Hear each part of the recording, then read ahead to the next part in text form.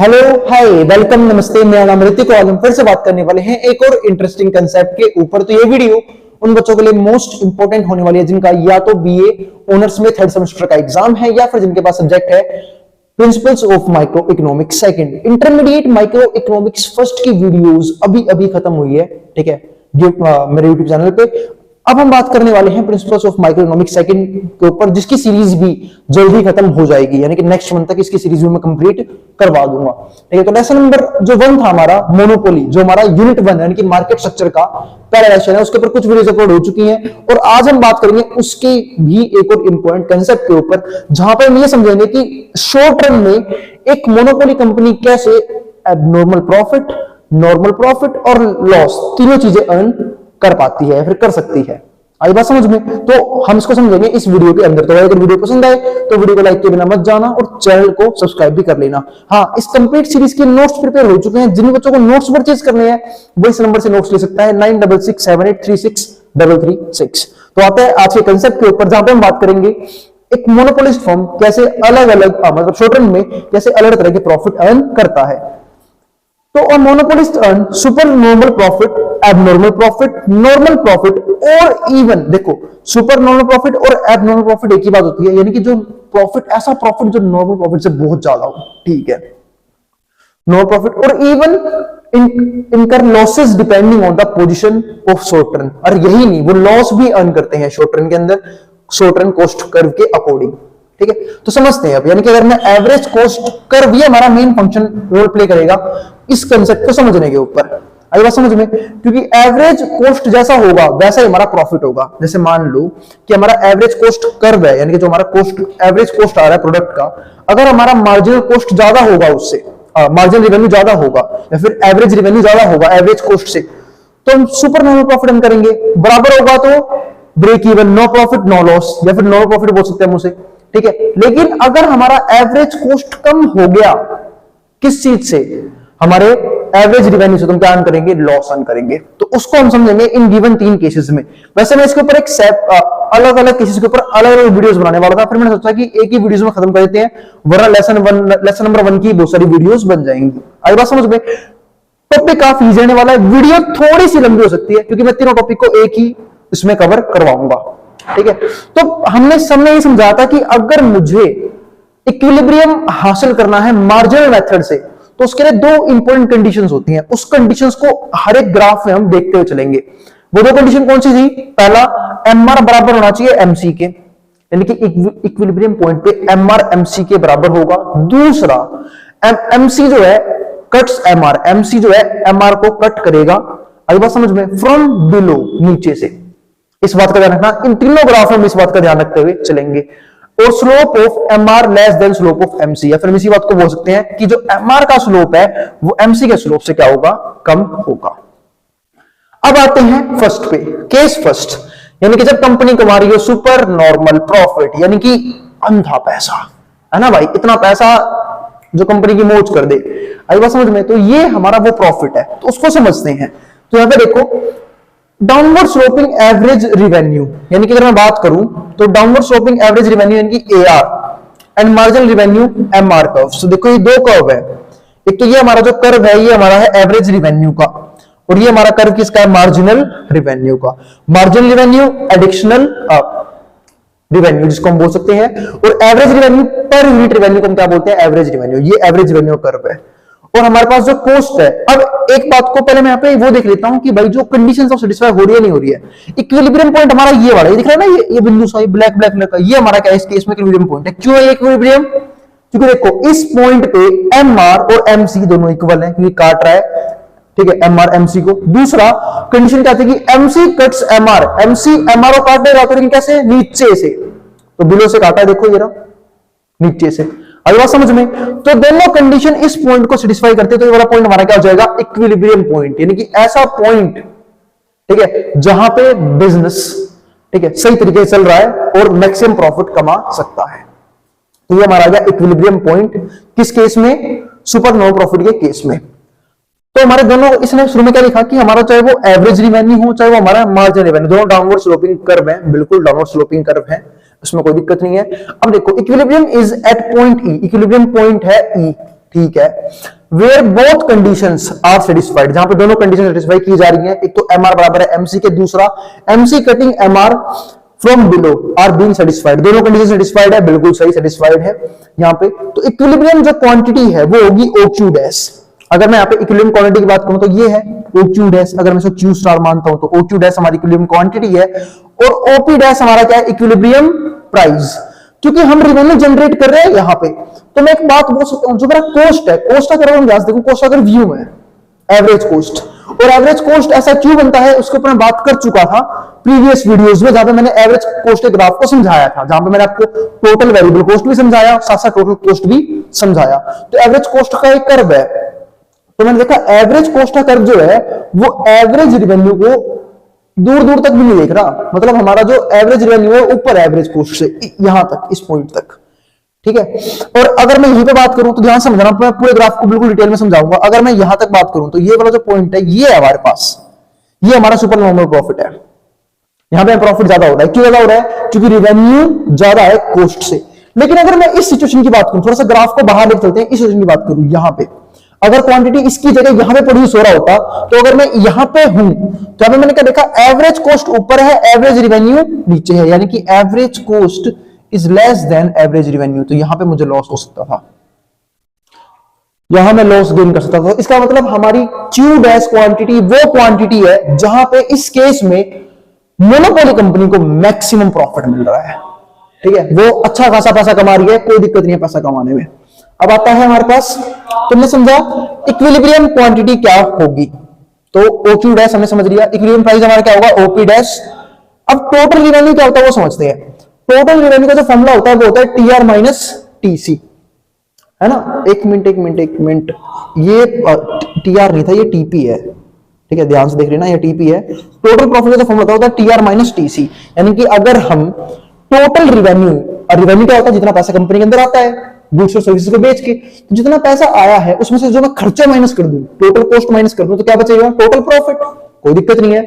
तो अब मैंने देखा TR इस केस में क्या बनेगा, TR इस केस में बनेगा हमारा OP डैश, एक total revenue OP dash minus में OQ डैश, देखो OP डैश माइनस में OQ डैश।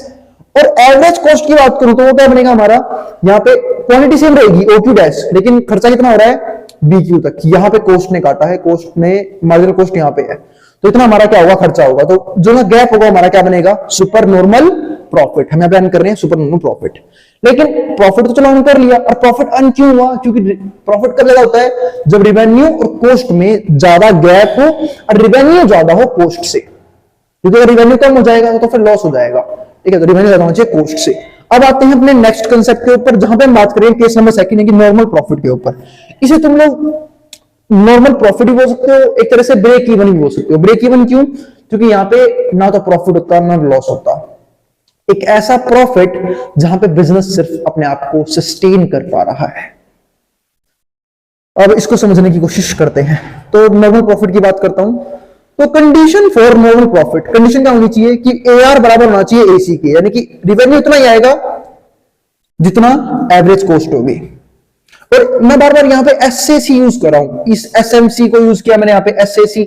इस ऐसा आपको शो करने के लिए है कि शॉर्ट रन में हम बात कर रहे हैं यहाँ पे, short run average cost, short run हमारा मार्जिनल कॉस्ट, आई बात समझ में। तो इसलिए मैं यहाँ पे S यूज किया हुआ है, क्योंकि हम जो ये तीनों केस पढ़ते हैं शॉर्ट रन में, क्योंकि लॉन्ग रन में तो एक ही प्रॉफिट होता है, और वो प्रॉफिट क्या होता है, सुपर नॉर्मल प्रॉफिट, यानी कि मोनोपोली बिजनेस के अंदर लॉन्ग रन में हमेशा सुपर नॉर्मल प्रॉफिट होता है। ये तो शॉर्ट रन के केसेस हैं। अब यहां देखते हैं, हाँ मैं उसके ऊपर वीडियो बनाऊंगा, नेक्स्ट वीडियो उसी टॉपिक के ऊपर आएगी कि लॉन्ग रन में जो मोनोपोली है वो सुपर नॉर्मल प्रॉफिट कैसे कमाती है हमेशा।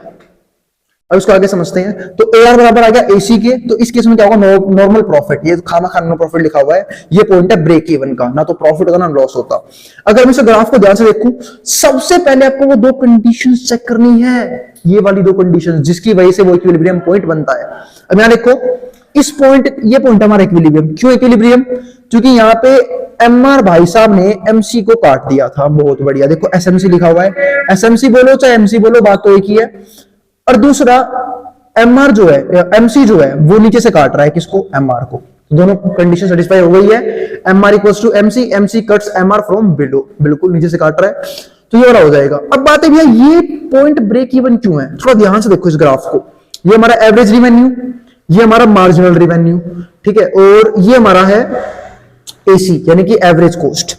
तो जहां पे रिवेन्यू जनरेट हो रहा है वही मेरा क्या है, एवरेज कॉस्ट, ठीक है। अगर मैं इसकी बात करूं यहां पे इस पॉइंट की, ठीक है, तो ये हमारा क्या होगा, average cost equals to average revenue, यानी कि जितना पैसा मैं कमा रहा हूं उतना पैसा ही खर्च हो रहा है, और जब जितना पैसा मैं कमा रहा हूं उतना ही पैसा खर्च कर देगी बिजनेस, यानी कि कॉस्ट आ जाएगा उतना ही, तो मेरे को बचेगा क्या, जीरो। अब सोच के देखो, ये मार्कर बनाया किसी कंपनी ने, 20 रुपए बनाया, 20 में बेच दिया, तो कमाया कितना, जीरो, है ना। 20 रुपए में बनाया इसको, सारी कॉस्ट मिला के, चाहे वो टोटल फिक्स्ड कॉस्ट हो चाहे वो टोटल वेरिएबल कॉस्ट हो, सारी कॉस्ट मिला के इसमें खर्चा आ रहा है 20 रुपए बनाने का, और ये 20 रुपए में बेच रही है, तो कंपनी ने क्या कमाया, कुछ भी नहीं। अभी बात समझ में, तो इस केस से प्रॉफिट क्या होता है, जीरो हो जाता है। तो ये हमारा केस है जहां पे कंपनी क्या कमा रही होती है, नॉर्मल प्रॉफिट, यानी कि सिर्फ सर्वाइवल उसका पॉसिबल हो रहा है, प्रॉफिट वो जनरेट नहीं कर पा रही, यानी कि ये ग्राफ है ब्रेक इवन का, ठीक है। तो ग्राफ भाई ध्यान रखना एग्जाम के अंदर, और जब भी क्वेश्चन आएगा ऐसे कि अगर मान लो वहां पे आपको ये बोल दे कि आप लोग ये शो कर दो कि मार्जिनल अप्रोच से कंपनी एब्नॉर्मल प्रॉफिट कैसे कमाती है, नॉर्मल प्रॉफिट कैसे कमाती है, और लॉस कैसे जनरेट करती है, तो आपको तीनों ग्राफ वहां पे अच्छे से बना के दिखाना होगा, जो ये क्वेश्चन आराम से आ सकता है 10 या 12 नंबर के अंदर। अब आते हैं नेक्स्ट कंसेप्ट के ऊपर। नेक्स्ट कंसेप्ट में क्या है कि अब कंपनी जनरेट करेगी लॉस, और लॉस कब होगा, लॉस के लिए मात्र एक कंडीशन है, वो क्या, जब एवरेज कॉस्ट ज्यादा हो हमारा एवरेज रिवेन्यू से। देखो लिखा हुआ मैंने यहाँ पे, देखो एवरेज कॉस्ट जो है एसएसी यानी कि शॉर्ट रन एवरेज कॉस्ट, वो ज्यादा है एवरेज रिवेन्यू से, तो रिवेन्यू लेस देन कॉस्ट, और जब रिवेन्यू कॉस्ट से कम होगा तो सिंपल सी बात है कंपनी को लॉस होना तो लाजमी है। इसको ध्यान से देखो फिर से भाई, एमआर का, और ये है एम, ये है एआर, ये है एमआर, एआर एमआर दोनों क्या है, डाउनवर्ड स्लोपिंग है, ठीक है। अगर मैं इस ग्राफ को ध्यान से देखूं तो अब ये वाले पॉइंट को देखो ध्यान से, एवरेज देखो, ये तो हमारे पास वेरिएबल कॉस्ट एसएवीसी, एसएवीसी यानी कि शॉर्ट रन वेरिएबल कॉस्ट, और ये हमारे पास क्या है, ये हमारे पास हो गया एवरेज कॉस्ट, एवरेज कॉस्ट यानी कि TC divide by quantity, total cost. क्योंकि जो टोटल कॉस्ट होता है उसके दो पार्ट होते हैं, एक तो होता है टीवीसी जिसको हम बोलते हैं टोटल वेरिएबल कॉस्ट, और एक होता है हमारे पास टीएफसी टोटल फिक्स्ड कॉस्ट। ऐसे ही एवरेज कॉस्ट के भी दो पार्ट होते हैं, एवीसी और एएफसी, यानी कि एवरेज वेरिएबल कॉस्ट और एवरेज फिक्स्ड कॉस्ट। तो अगर मैं इस ग्राफ को ध्यान से देखूं तो मैंने देखा कि जो एवरेज कॉस्ट है और रिवेन्यू, एवरेज कॉस्ट तो बहुत ज्यादा ऊपर है रिवेन्यू से। अगर मैं इस टाइम क्या होता है, देखो इक्विलिब्रियम कहां पे मिलेगा, इक्विलिब्रियम तो यहां है बिल्कुल नीचे इस पॉइंट पे। क्यों, क्योंकि इस पॉइंट पे एमसी ने एमआर को उड़ा दिया, काट दिया, यानी कि दोनों बराबर हैं, और काटा भी कहां से है, नीचे से, तो दोनों कंडीशन से सेटिस्फाई हो गई, तो ये पॉइंट बनेगा हमारा इक्विलिब्रियम पॉइंट। तो OQ डैश हमारा क्या होगा, इक्विलिब्रियम क्वांटिटी, OP डैश हमारा क्या होगा, इक्विलिब्रियम प्राइस, वो आप बता दोगे वहां पे आराम से। लेकिन इस केस में कंपनी का लॉस होना बिल्कुल पक्का है, क्योंकि एवरेज कॉस्ट बहुत ऊपर है, एवरेज रिवेन्यू क्या है, बहुत नीचे है, यानी कि रिवेन्यू बहुत कम जनरेट हो रहा है, कॉस्ट बहुत महंगी पड़ रही है, और जब कॉस्ट महंगी पड़ती है और रिवेन्यू जनरेट उस हिसाब से नहीं होता तो कंपनी को क्या होता है, लॉस। और जब कंपनी को लॉस होगा तो उसके सर्वाइवल पे कहीं बात आएगी। तो शॉर्ट रन में तीनों सिचुएशंस हो सकती हैं, ठीक है, प्रॉफिट भी, एबनॉर्मल प्रॉफिट भी, लॉस भी, और नॉर्मल प्रॉफिट भी, ठीक है। तो अब मैं एक बात समझाता हूं आप लोगों को। मैंने मोनोपोली के केस में इंडियन रेलवे से काफी नाम लिया है, इंडियन रेलवेज, क्या इस बिजनेस को शुरू से ही प्रॉफिट होना शुरू हो गया होगा, ये मोनोपोली कंपनी है?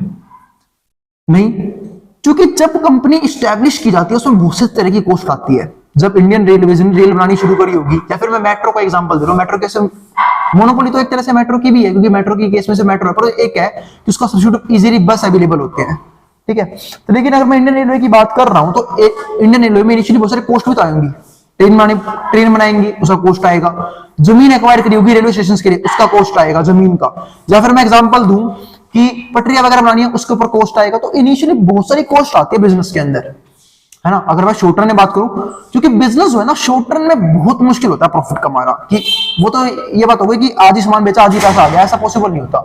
जब हम कोई भी बिजनेस लॉन्ग टर्म के लिए एस्टैब्लिश करते हैं तो शॉर्ट टर्म में बहुत महंगी कॉस्ट आती है, क्योंकि उसमें बहुत सी मशीनें इन्वॉल्व होती हैं, ठीक है। अब अगर मैं रेलवे का एग्जांपल ही दे रहा हूं तो देखो, स्टेशन बनाने के लिए लैंड चाहिए, ट्रेन्स बनाई होंगी जिसमें बहुत इंपॉर्टेंट खर्चा आया होगा, ठीक है। उसके बाद एकदम से पैसा लगा होगा ट्रेन बनाने के अंदर, फिर पटरियां वगैरह जो रेलवे लाइनें हैं वो स्टैब्लिश करी होंगी, उसमें खर्चा आया होगा। तो बहुत से तरह के खर्चे आए रेलवे के अंदर, तब जाकर रेलवे तैयार हुई। लेकिन क्या इसके साथ पैसा जनरेट हो रहा था? नहीं, काफी टाइम लगा होगा, वो कॉस्ट काफी टाइम तक लग रही होगी। उसके बाद जब कंप्लीट काम हो गया, पटरियां बिछ चुकी है, रेलवे लाइनें बिछ चुकी हैं, ठीक है, और उसके बाद स्टेशन बनाए जा चुके हैं, ट्रेन बन चुके हैं, उसके बाद वो पटरियों पे चलेंगी, उसके बाद रेवेन्यू जनरेट होना शुरू होगा, तब तक तो कंपनी लॉस में ही रहेगी। तो शॉर्ट रन कहीं ना कहीं मोनोपोली कंपनी भी लॉस में ही रहती है। अगर मैं बात करूं लॉन्ग टर्म में हो सकता है अच्छा प्रॉफिट कमाए, क्योंकि वन टाइम इन्वेस्ट, मतलब देखो वन टाइम इन्वेस्टमेंट तो हो चुकी है, रेलवे के अंदर एक बार इन्वेस्टमेंट होगी, ट्रेन बन चुकी है, पटरियां बिछ चुकी है। हाँ, मैनेजमेंट का काम चलता रहता है किसी भी बिजनेस के अंदर। एक बार कॉस्ट इन्वॉल्व हो गई, फिर जो छोटा मोटा काम आता रहता है बिजनेस के अंदर, कहीं पे अगर मान लो कोई मशीनरी खराब हो गई, कोई ट्रेन खराब हो गई, तो उसके लिए मैकेनिक्स वगैरह चाहिए, तो छोटे मोटे खर्चे होते रहते हैं।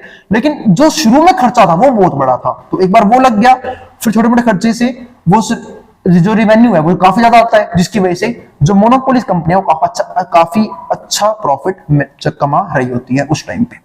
आई बात समझ में? यानी कि शुरू में खर्चा बहुत ज्यादा होता है और बाद में प्रॉफिट बहुत ज्यादा होता है। तो ये होता है मोनोपोली बिजनेस, या फिर कोई भी जो बिजनेस होता है ना वो इस तरीके से ही काम करता है। आई बात समझ में? तो उम्मीद है आपको ये वीडियोस समझ में आ रही होंगी। फिर भी किसी भी तरह की कोई भी क्वेरी रह जाए अपने कमेंट बॉक्स में कमेंट कर देना, मैं पूरी कोशिश करूंगा उस क्वेरी को रिजोल्व करने की, ठीक है। और भाई इस सीरीज के नोट्स बन चुके हैं, जिन बच्चों को नोट्स परचेस करने हैं वो इस नंबर से नोट्स ले सकता है 9667836336। नोट्स का अमाउंट तो मात्र 100 रुपीज रखा गया है, ठीक है। तो 100 रुपीज में आपको इस चैप्टर के, मतलब इस चैप्टर के बोल रहा हूं, इस बुक के कंप्लीट नोट्स मिल जाएंगे, ठीक है, जो आपको एग्जाम में ये सारी बातें पढ़ने में काफी ज्यादा हेल्प करेंगे। अब जिसको जो उतारना है उतार ले, मैं बोर्ड के सामने से।